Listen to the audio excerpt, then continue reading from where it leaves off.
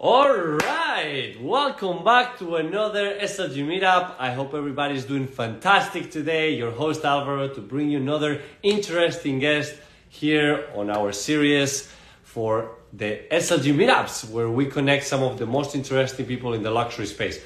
But for that today, we're going to be bringing a different type of guest. In fact, the first lawyer that we ever bring into our series.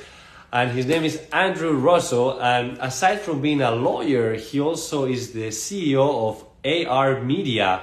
It's a completely different way of doing media. He's a reporter. He also does, the U.S. News Editor for Being Crypto, writer for NFT Now, and he's doing this combination of anything media related in the crypto space, as well as being a lawyer, which these days we want to make sure we're teaming up with the right people. So very excited about this conversation, and I hope all of you get to enjoy it. There he is, the man himself, Mr. Lawyer, Andrew Rossow, the cyber guy. How are you, my friend? Very good. And yourself? Doing well. It's a pleasure to be here. Thank you so much for having me. I love those glasses, man. Thank you. Thank you. Thank you. It's very lawyer and very U.S. editor for Being Crypto. Curious, you could say. I love that summary. No, but it's a pleasure having you here today. And I was saying that, out of all these different guests that we bring into the show, you're the first one that is a lawyer. So very interesting and very impressive, because I think that these days it's important to have always that legal aspect taken care of, and especially the understanding on what it takes to, surround yourself with the right structure. So you've been here today talking about that, but not only that, you're also the CEO of AR Media. So you're touching on all the different elements on how to create more branding, more exposure, being a reporter for some of the most iconic crypto magazines, Being Crypto, NFT Now. So I think that we're going to be covering really exciting topics. And for that, I'm really grateful for having you here today. Well, thank you so much, and it's a pleasure. And I hope I don't disappoint as the first lawyer to come on here. So I will do my very best.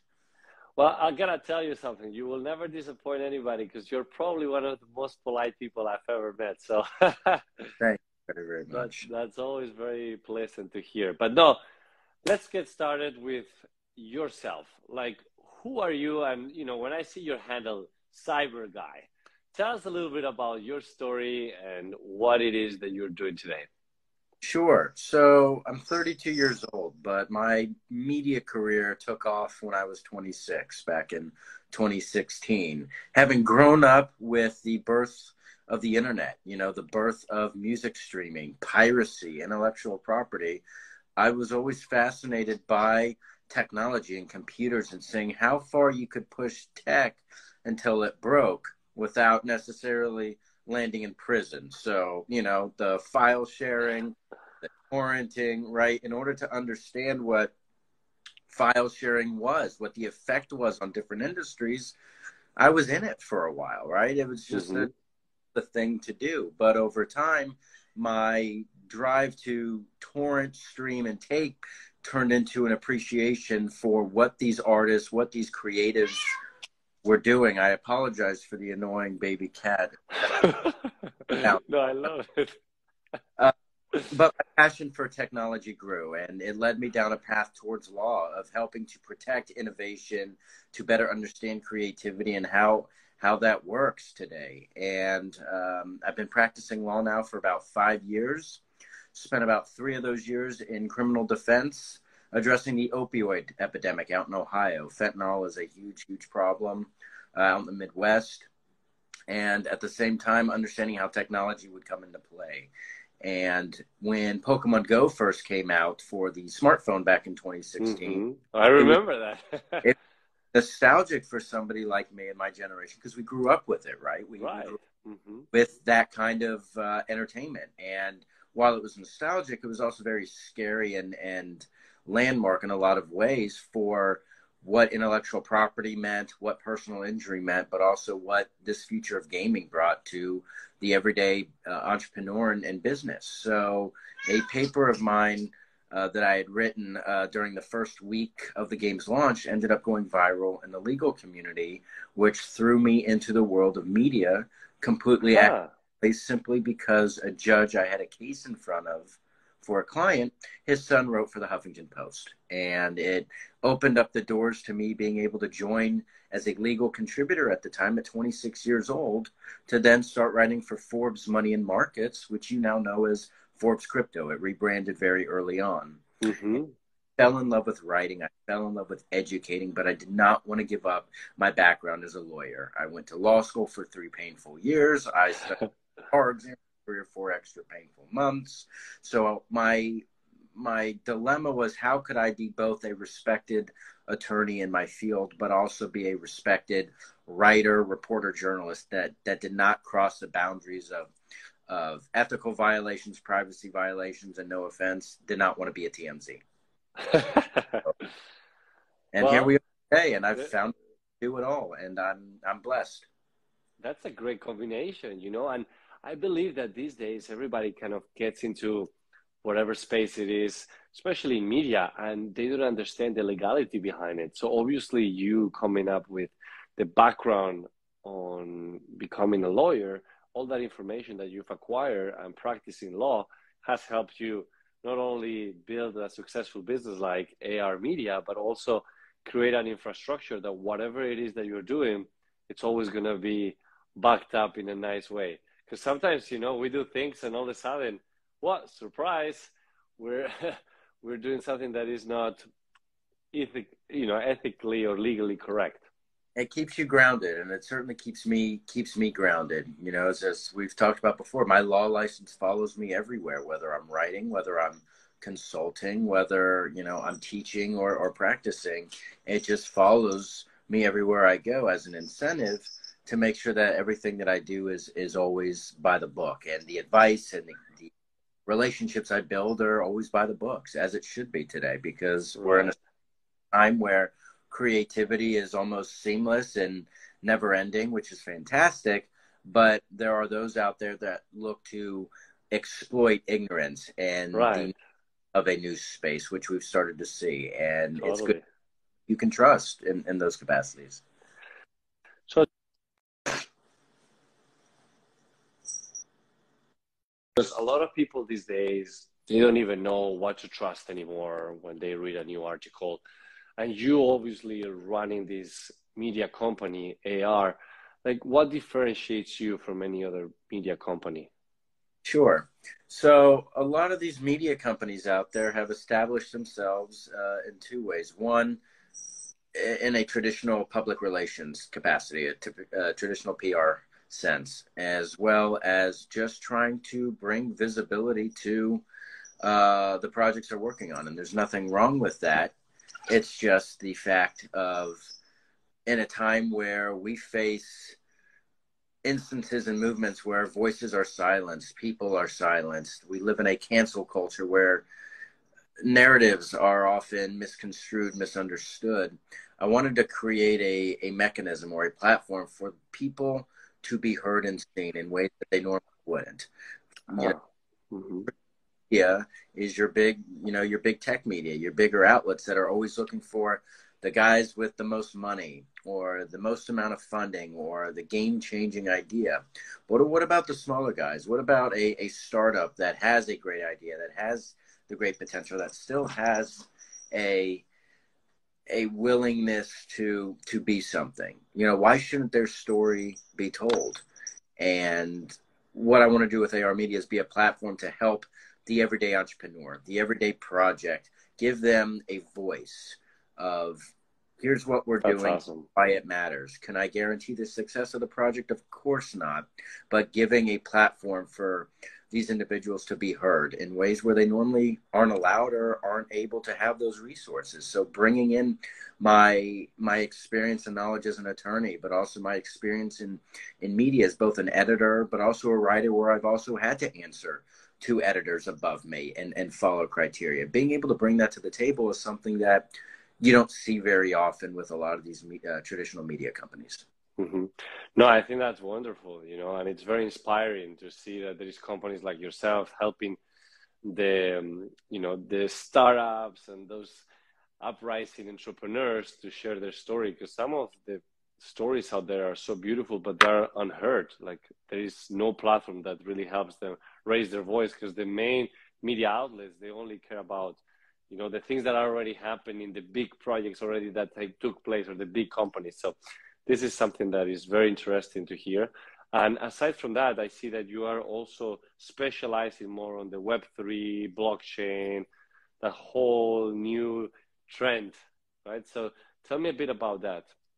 So Web3, it's, that's one of the disadvantages of media is the way Web3 has been portrayed, right? Remember back to the birth of the internet, the dot-com era, where, people didn't understand. I was born in '89, right? I came into that age right as it was starting. So growing up with it, it just kind of clicked and made sense. But for those, significantly older, that previous generation didn't understand it, didn't know what it was, didn't know the effect it was going to have. A lot of people laughed at the thought of, that first Apple computer coming out, or what is this WWW, World Wide Web? It's never going to be anything. Why would I ever want to invest? Well, who's laughing now is, you don't know what you don't know. And Web3 is a second chance. Web3 is the time to do things differently the second go around. It is that new shift, that new birth of the internet. But in this case, it's the next transformation of the internet as we've known it. We've known the internet to be a two-dimensional experience where you click a link and it takes you to a standalone page. You've never really been immersed in your browsing, in your experience from being at home on the couch. And Web3 brings in all of these new technologies, fintech, your blockchain, your cryptocurrency, Totally. your digital money, and now your NFTs, where it's not necessarily the NFTs or the crypto itself that's going to be revolutionary. It's how these technologies are being used across different industries, and at what moment is the application of that particular technology the most appropriate application? Does it even require blockchain? Is cryptocurrency or tokenization even necessary at this juncture? It may not be for the next 5 or 6 years, but that doesn't mean it doesn't apply. And I think there's a common misconception, at least across media, of blockchain everything, tokenize everything. Everything has to be, when in reality, no, it doesn't. If it ain't broke, don't fix it mentality, but at the same time, understanding the technology itself, so you can say we're not ready for it, or we understand its utility even early on, we're just not there yet. And there's a difference between that type of conversation than simply trying to just force it down everyone's throats and say news story that's covering it. Right. No, I love that. And that gives a peace of mind for a lot of people that they're trying to figure out, okay, how do I get myself into that space? And sometimes that specific industry is not ready for it yet, and it creates that momentum going. And right now, with what we're facing, what are your thoughts on it? With crypto plunging, like Bitcoin, it's like under 30K now, and Ethereum also super low. Like, what are your thoughts on it?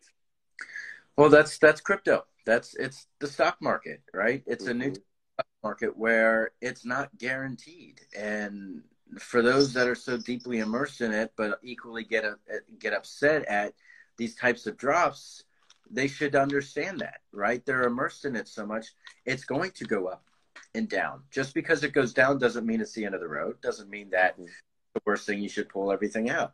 It just doesn't. It's the market flow. It's not stable.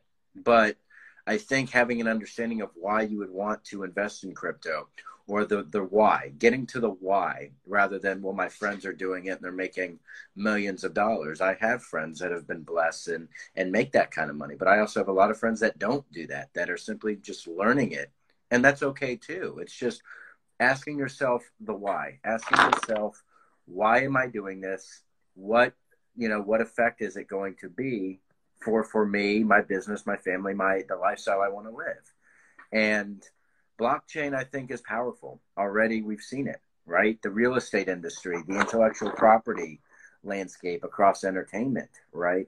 I think blockchain is here to stay. It is not going anywhere. Yeah. Anyone who questions that is missing out on the point and is a fool. They just are. You have to read on it. You have to understand it. You may not be able to apply it or want to apply it, but you need to understand it, because if you don't, you're impacting your own customer base, you're impacting your own, utility and potential revenue stream down the line. And it's an eat or be eaten market right now. It just is. With NFTs, we're very early on. It may seem like we're so far into it. We haven't even scratched the surface. We've had a few of the early starters and the ones that are the most successful and have the money behind it. Of course, they're going to do a great job. It's just, what are they going to continue to do for the landscape, for the community itself, based off the funding they have, based off the endorsements and partnerships that they have, right? You have very successful projects right now, and they're not perfect, but they're doing their best. That doesn't mean the space is closed off. It doesn't mean there's no room for anyone else. It's just a matter of figuring out where you fall. So I think the NFT space, we're still very early on, and there's a lot to learn about it and from it. It's just knowing the type of information you're looking for. Are you looking for the cool projects that have cool artwork and you don't really hear much about them, but you get to rep a profile picture? Or are you looking for projects that have a long-term value that forces the community to wait and to be a part of something and to really immerse themselves and give their time, right? It's not just how much money can I throw in. It's how much of my time am I willing to invest into this? Because time is a form of most valuable form of currency. And I agree. People overlook that. So to answer your question, I think Web3, we are headed there. We are not in Web3. We are building towards it. To get to Web3, we need the individuals and powers that be to embrace it, to understand it, to say, I am willing to build on top of what we have to get closer. And until we get to that point where people start to build and understand and apply, we will never truly be in Web3. And that is a major discrepancy I hear, is people are saying, well, now that we're in Web3, we're not in it. We are building towards it. No, that's wonderful. It's well said and, very profound. So I think that it's a good way to summarize it and to lead to my next question, which is something that I always ask to our guests. And, the word luxury, it comes in so many different shapes and forms. So for you, what is it? It's a mindset. It is a mentality. It is not tangible. We've grown up in a society where what somebody can see, hold, and feel, that's what others can see and perceive as value, which it's not wrong, but luxury is a mindset, something of immense value and meaning to the beholder, to the person wearing, to the person holding, seeing, talking. Something you may consider luxurious or extremely valuable may be the exact opposite for me. It could be your suit or your blazer that you're wearing that means everything to you. That is something that reflects who you are, reflects the trials and tribulations you've taken on in whatever form in your life. And you wearing that blue blazer every time you jump on an Instagram Live as part of your brand may be a luxurious aspect to you. And who am I to say no? But that may not be the same for me. It may be something entirely different. So to answer your question, luxury is a mindset, and beauty is in the eye of the beholder, whatever that is. Old, phrasing, and it's still very true. No, that's wonderful. Well said, and thank you for sharing your insights. So, look, I know you have a lot of things to wrap up before you head to South Florida, so just wanted to make sure that everybody that is tuning in now or later on will watch this video or listen to the podcast, to make sure to follow our friend Andrew at Cyber Guy-esque. It's going to be all amazing things about himself, and also check what he's up to. And if they need to reach out to you, what will be the best way to do it? Sure. Instagram is very easy. I do my very best to answer any DMs that come through, but of course, email. My email is andrew@armediaconsult.com. I'm very accessible. I do my very best to keep doors open. I hate when people ignore attempts by me over the years, so I try to stay away from habits. But I love everything that you and Super Luxury Group are doing. It is a pleasure to be here, and I just want to say thank you. Well, the pleasure is ours. So thank you so much, Andrew, again, for being here today. I look forward to seeing you soon in Miami or somewhere else, and keep on doing what you're doing, because I think those are the companies and the foundation of really taking on helping others live themselves and live some amazing projects through your voice. So thank you so much for doing it. Thank you for being here today, and until the next time. Thank you, my friend.